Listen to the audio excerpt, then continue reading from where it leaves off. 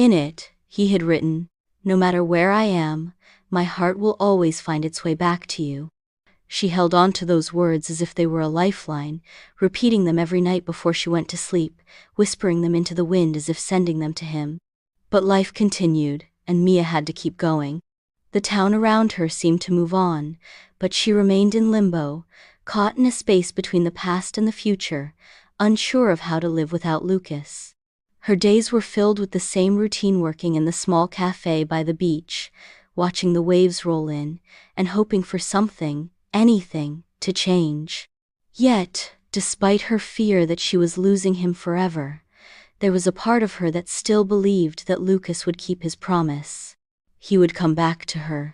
One evening, a violent storm rolled in from the sea. The wind howled and the rain lashed against the windows of Mia's cottage. It was the kind of storm that felt like nature itself was mourning alongside her. She stood at the window, watching the fierce waves crash against the shore, the dark sky a mirror of the emptiness she felt inside. And then, in a moment of impulse, she grabbed a flashlight and headed out the door. The storm was brutal, but Mia was determined. She made her way to the beach, to their spot, the place where they had shared their first kiss, where they had promised to always be together.